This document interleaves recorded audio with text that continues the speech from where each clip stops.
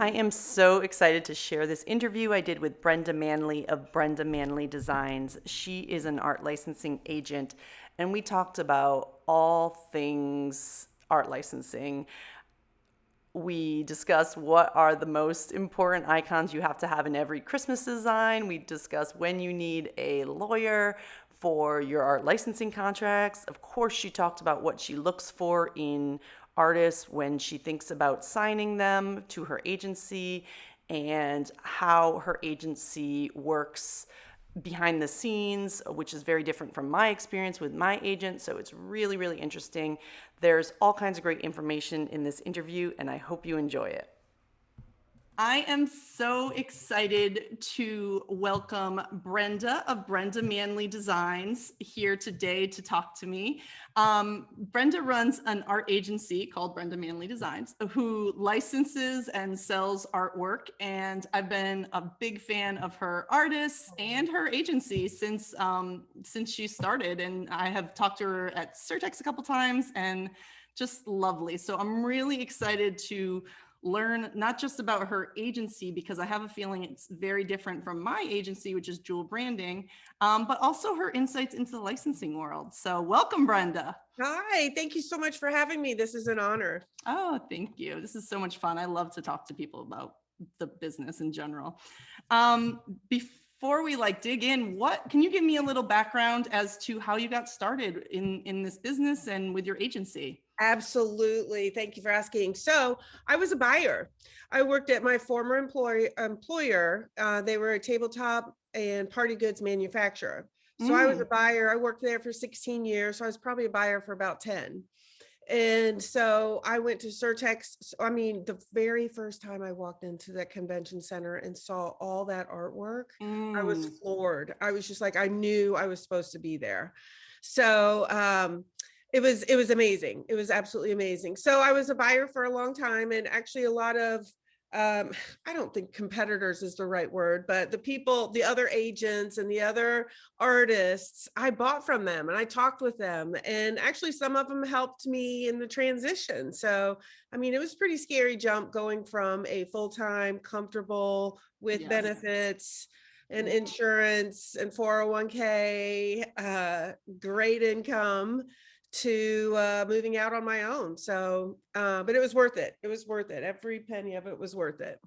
That is awesome. So were you awesome? Were you a creative director and you were buying the art, or were you buying the final designs for the what the stores were going to exhibit?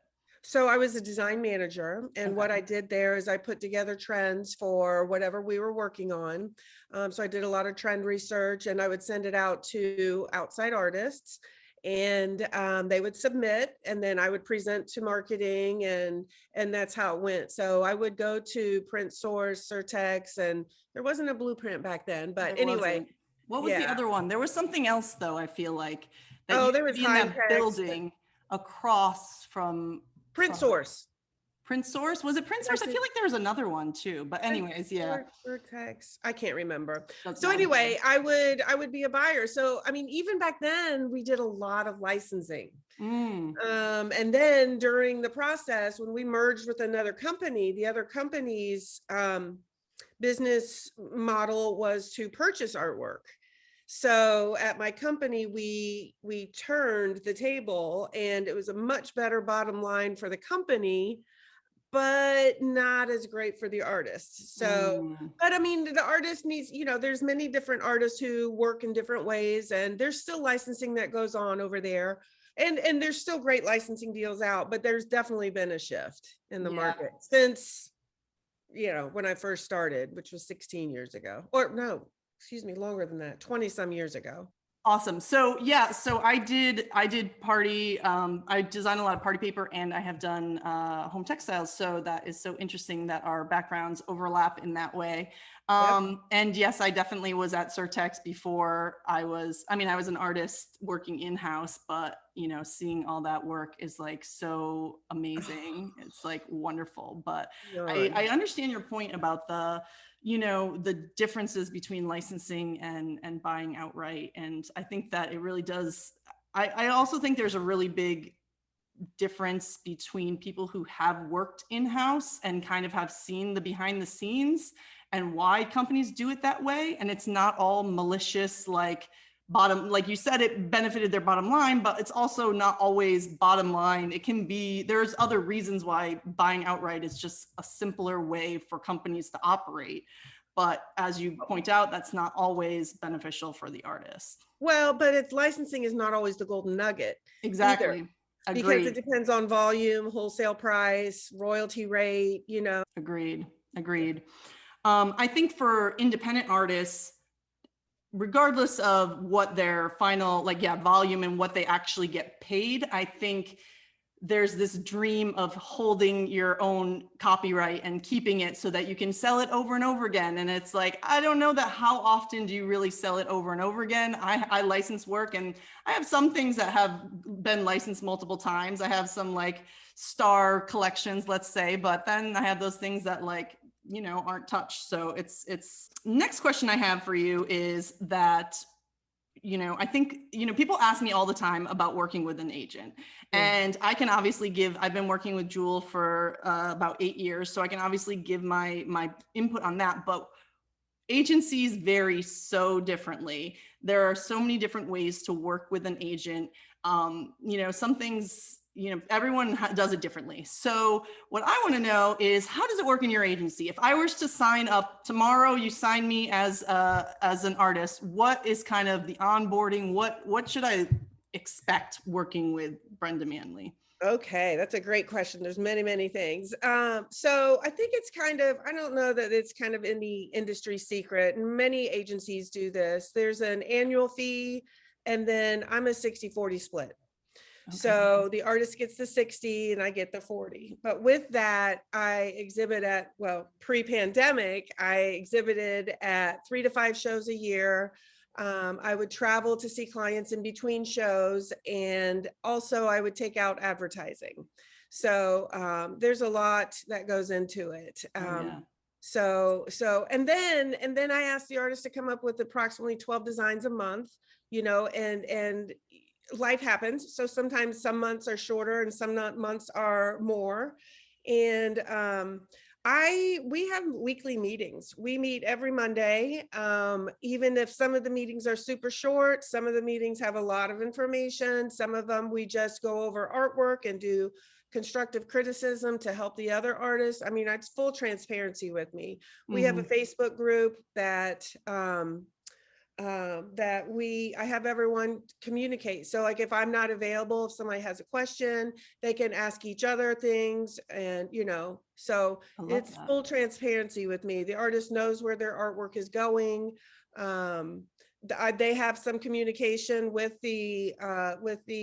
actually they have communication with the clients, because if something's purchased, then I don't keep high res files. Okay. So I just keep JPEGs, and then they send it directly to the client. And and commission work. I have the clients work directly with the artist, and the clients work. So I don't want to slow that process down by them waiting for me. So, I trust my artists, and they are very trustworthy. They bring outside, when they're contacted from a social media site, they say, hey, this is going on. I'm like, okay, so thank you. So it's a good working relationship. I love that. And then that's, I think, the benefit of having I would consider you kind of a boutique agency, right? Because How many artists do you currently have on board? So on board, I have 7. Gotcha. But I also have what I call a trial phase group, where I see some artist work that is just phenomenal, and I just want to get in there and massage it a little. And the other thing is too, I do the trial because I brought someone on at one point, loved her work, absolutely, it was beautiful. I couldn't place it. And so that happens. It's frustrating. And it was with, the clients that I have, but now she's doing amazing. She got with the right agency. So that's the other thing, is if you reach out to an agent, and if they don't take you on, or if they don't respond, that's a big sign. If they don't take you on, it's nothing personal.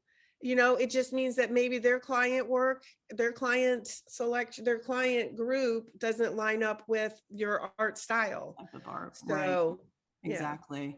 Yeah. Well, I love that I think so. Jewel is a larger agency. I think they probably have 40 or 50 artists, maybe more. And so they're, they try to communicate as much as they can, but obviously every little working and deal and whatever. I mean, I know every deal that I'm getting, I have to sign the contract for it and stuff, Right.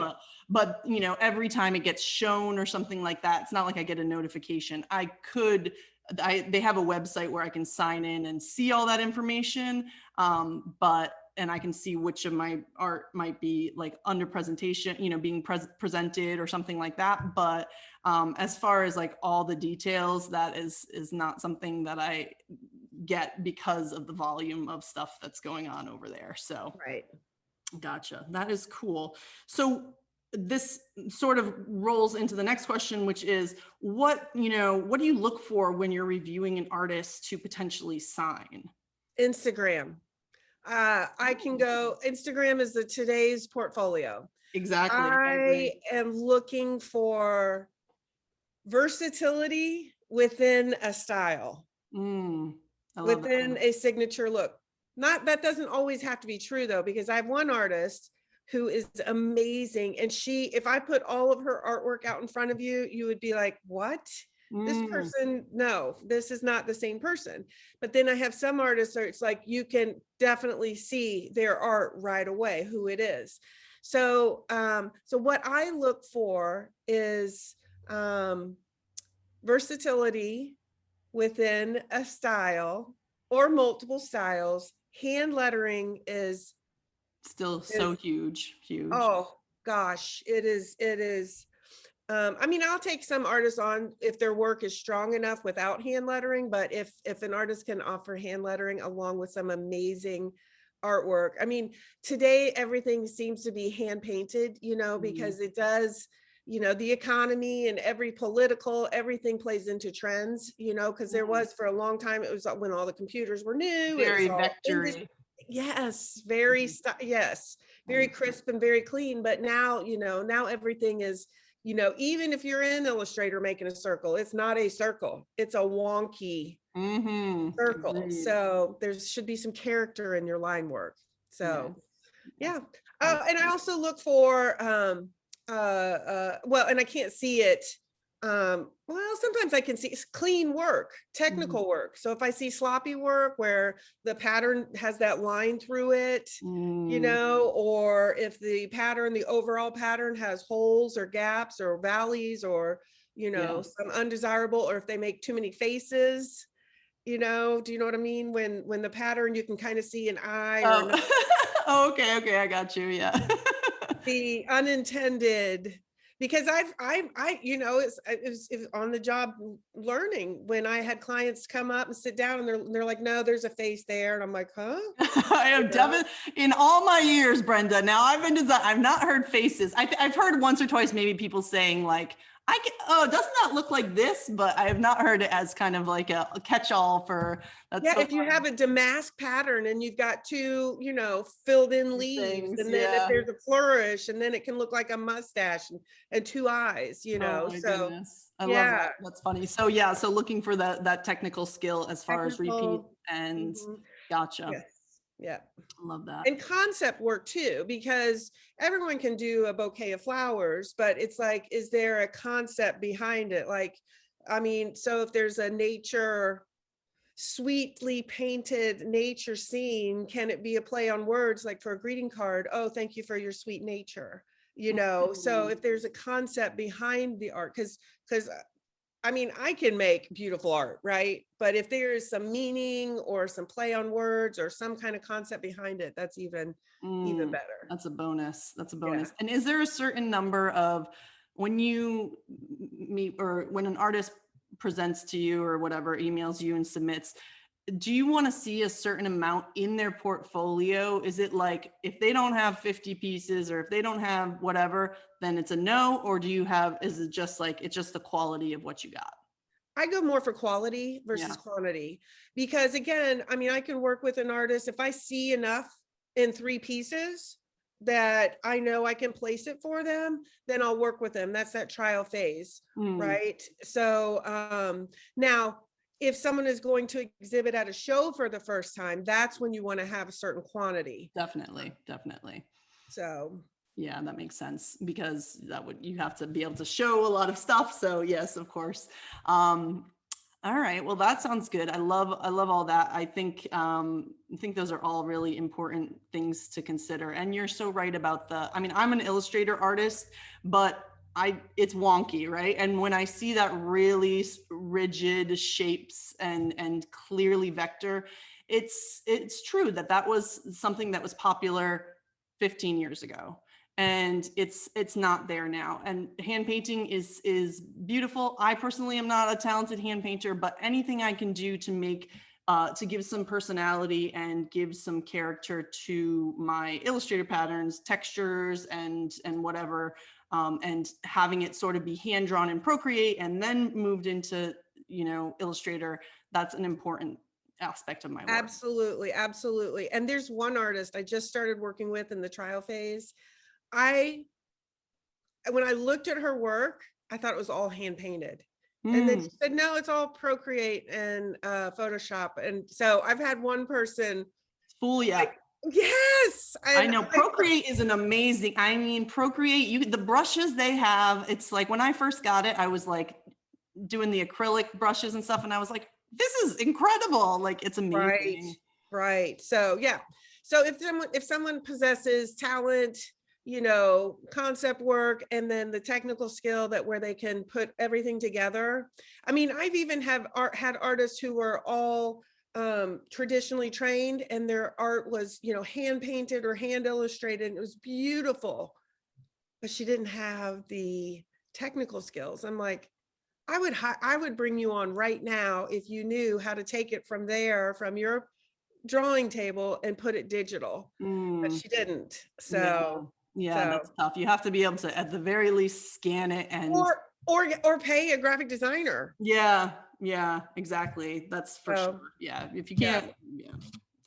Agreed. All amazing points. So, what is one thing that you wish, any new artist that signs with you, what do you wish they already knew?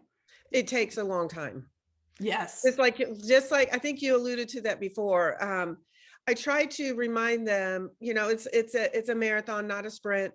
And it's very rare for someone, and it's happened though, for someone to come out of the gate and do really well, because it takes a while to get an artist out there and known, and I try to help position them to where they are desirable.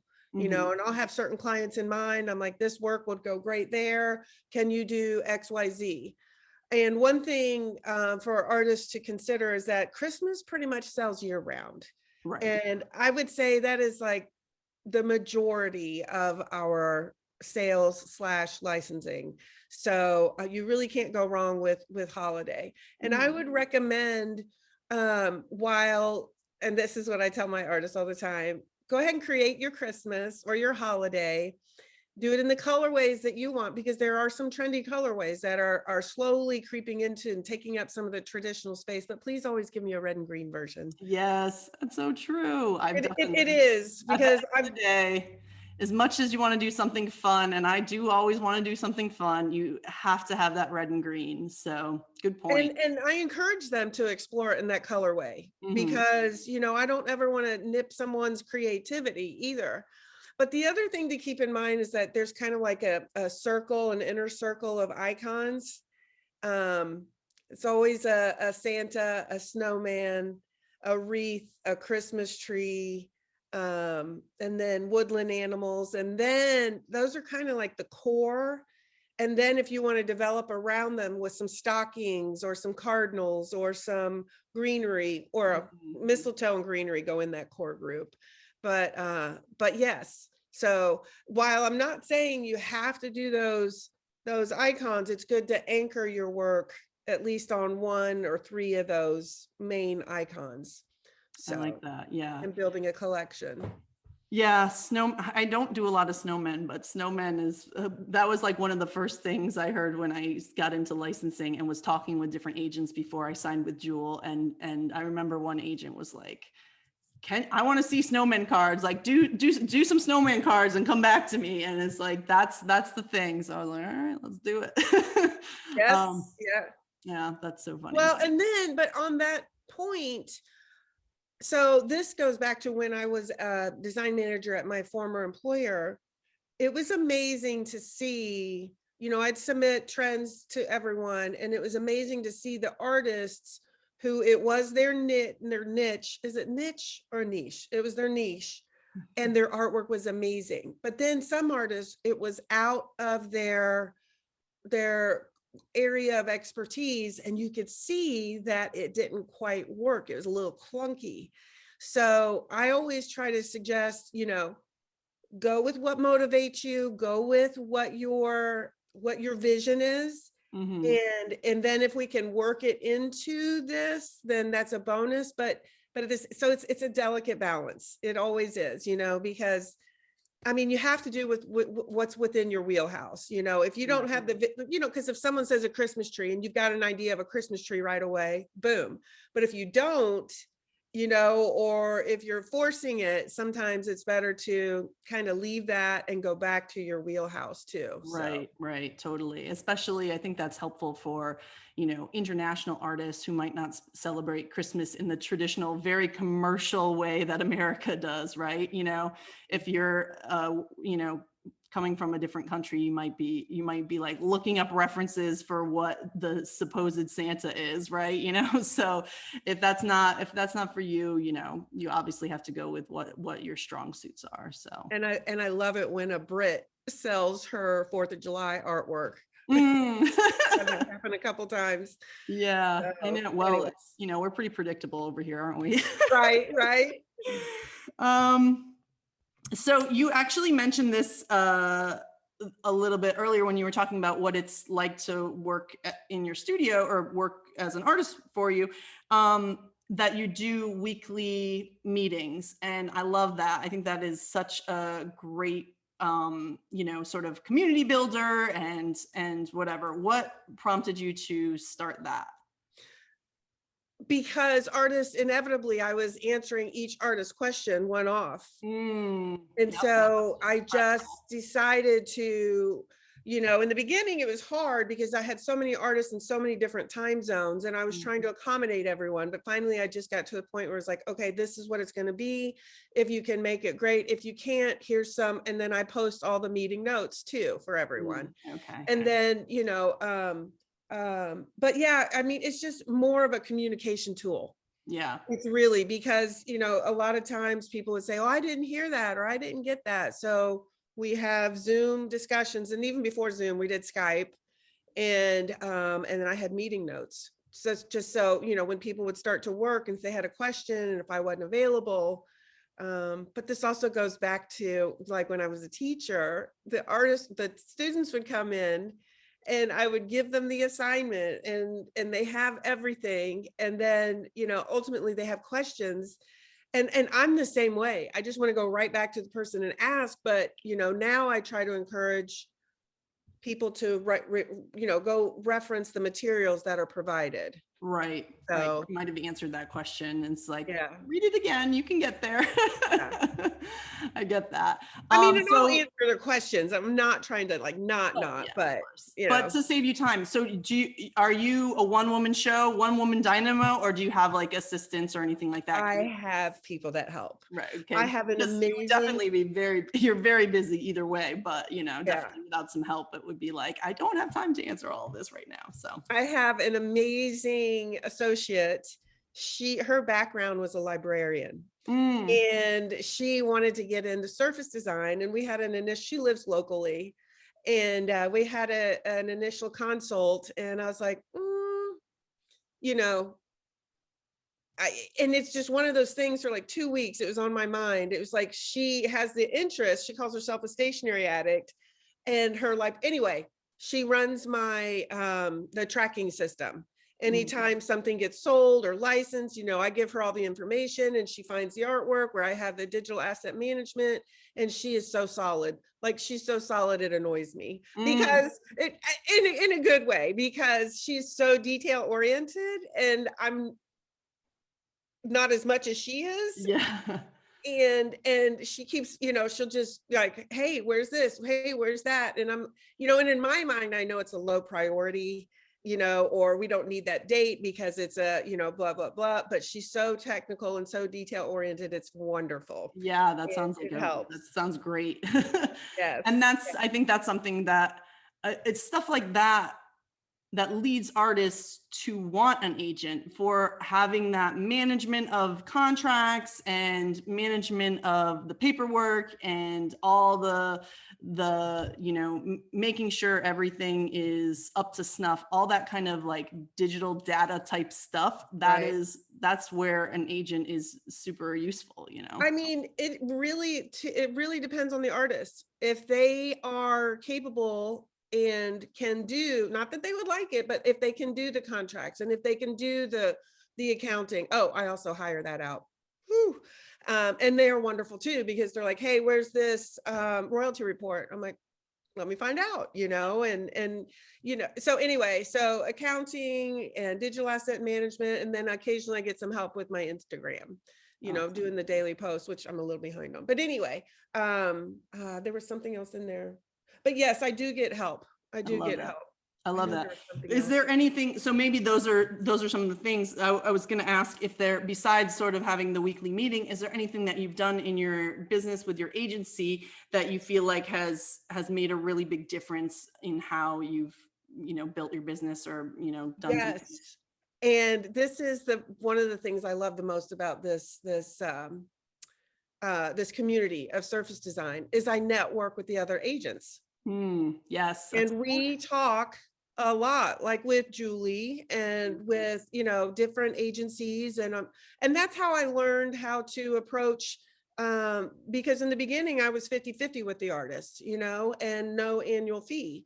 And so I ran into some challenges with that. It's like the artist didn't have any skin in the game, and I would train someone up and then they'd spin out and take off. And I'm like, and I was standing there with my jaw on the Mm, ground. mm, So yes, I think the best thing that has happened is that the agents, we network, we communicate, we talk. They've helped me, I've helped them. We talk, sometimes we talk numbers, what's the range? Or the other thing is, hey, we'll pop out a quick email. Have you ever worked with this company? Or they were really slow on paying, get your money up front, so we mm. take care of each other at the same time. Yes. So I love that. That's such a good answer because, community is like so huge to me, and I'm always talking about community. And this is why I do these interviews, because I just love to like connect with people in the industry. And, one thing that I kind of talk about in one of my courses is that, when you're starting out, you think you want your followers on Instagram, if your followers are not art directors and they're other artists, you're kind of like, oh man, I'm not really making any progress. You want to connect with art directors rather than other artists. But of course you do need to still connect with art directors to make some money, but connecting with other artists is so important because of just what you're talking about, bouncing numbers off them, talking about different clients and like, hey, have you ever worked with this person? Whatever the situation is, whether it's for licensing or freelancing or whatever other thing that you do. and for individual artists, if they choose not to go with an agent, there's so many um, forums, mainly Facebook forums, where individual artists can talk. And it's just, even with technical questions, one time I downloaded a spam thing for um, my internet, and it was accidental, and someone helped me get out of it because it was horrible. So anyway, it's a great community. Yeah, it So, really but is. what I was going to say is, yes, I remember, sometimes I lose my train of thought, but the artists, if they can do those things on their own, I think it's great. And there are a lot of artists that can do that, and for me, it's like it's like, just try. And if it doesn't work, find something else. You do until you don't, Mhm. so, and if you work with an agent and you find it's not working, do you look at your exit clause and part ways? And I've had that happen, and I've remained in good, I think I have But I've had artists come in and I've had artists go, and I've tried to keep things, very peaceful and very smooth for the whole time. So, Yeah. because the thing is if someone wants to leave, I don't want to chase that energy, the negative energy that way. Right. And I would rather go in a positive direction. And not that it's negative, it's just that it's not working out. Right. Right. And that's the So, thing, as we're talking about, the agencies are so different, and what works, what works for one artist might not work for another artist. And so a model like Jules might work better for one artist, and a model like yours might work for another, and vice, whatever. So it's not even, again, whether an agent talking to artists, whether an agent picks you up, or even talking to agents, whether an artist stays or goes. It's right. none of it is really personal. It can just be workflow and, style and, Well, personality. and then personality. I also say, how there's an IQ. I also look for an EQ. Mm, Basically that means like an emotional quotient, and it was sad. There was only like one artist. I mean, and it just didn't work out. She accused me of certain things, and I'm like, you have got to be kidding me. mm, But to me that's more about her and her upbringing, mm. versus, because that was not my nature at all. And anyway, but I also look for someone who is willing to consider art direction. Not that they Mhm, have to do it, mhm. because I don't know it all. I give suggestions, but I could be wrong too. And if an artist is really passionate about their artwork, I show it, but I try to give them some feedback, just to tighten the package up, just so it looks a little bit more appealing to Gotcha. the client. So So, I mean, it's really a partnership. And so that you got to find the right partner. I mean, you get out of it what you put in. So that's the other thing, in the beginning, I had one artist, she was probably doing 50 designs a month. Oh my goodness. And she did a lot of designs a month just because she could produce in that fashion. Yeah. And so some of the other artists, they were like, well, can you give us a rundown of your sales? So I did like the past 2 years, and she was at the top. And she started feeling insecure. And I'm like, why would you feel insecure when you gave yourself a lot more opportunity to make more money than the others, if that makes sense? Yeah. So when I recommend 12 designs, that's a recommendation for them, so that their style continues to develop and they have relevant and fresh artwork. Because I have had a client, I mean, when I was at the other place, I had studios come in and visit, and I'm like, I've seen all this artwork, you know, there might have been a handful of new pieces, but it was kind of, so in other words, it's better to have fresh art Yeah. than, Yeah. So, and I mean, that is true. That's totally true. And I'm also saying, like, oh my God, that's so much art. But I do different, I mean, if you're only concentrating on your licensing portfolio, see, I also freelance and teach. So I have a lot going on. So 12 pieces sounds like a lot for me, but that's not true if you're really focusing and you want to grow your licensing, portfolio. well, and that's also why I have a trial phase, and if they only have, but also if their style is very ornate, very detailed, Right. then, there's a lot more on one show board than some others. So Right. a That's true. lot of variables. It's just I'm Mhm. looking for, it's kind of like the phrase cream rises to the top. Mm. If you, and I try to bring everyone up at the same time. And it's just, and if it's a right alignment, it doesn't mean if you don't that there's anything wrong. It's just these were a little bit more in alignment or in line. Right. So, That makes so sense. yeah.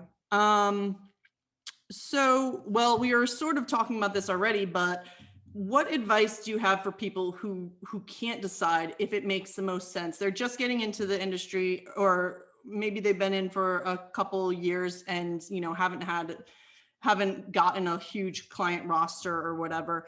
And they're thinking about getting an agent, but they can't decide because there's pros and cons. We all know there's pros and cons. What kind of advice would you give to someone who's really trying to figure that out? Talk to people, talk to your artist friends, talk in the communities, those Facebook groups, and interview different agents. Mm, Because I read an article where this lady, I think she started off with 50 agencies, and she emailed all of them, and immediately, like, maybe 20 responded. So 30 were knocked out. And then she just kept asking questions. Now, not everyone has to email 50 agencies, but I'm saying what her point was is she continued, and the agencies would drop out. They would either not respond, or they said no thank you, or it just doesn't quite fit our agency. But then it's just a matter of research, reaching out to the agents, and it's really about the agent and how they respond. So basically her whole thing was she whittled it down to like maybe 2, and then she went from there. So and what I do too is I have, if an artist is not sure, I offer to have references or connect them to my current artist. Oh yeah, I mean, like I said, I'm like full transparency, because I just feel like that when things are held back, it just raises suspicion. And I just want an atmosphere or a culture oh of yeah, open and trusting and transparent. So agreed. All right, well, yeah, talking to other people for sure is going to give you some information. and And just if you research. decide to go for an agent, then and they also want to partner with you, definitely talk to their artist. That's 100%. Always do that.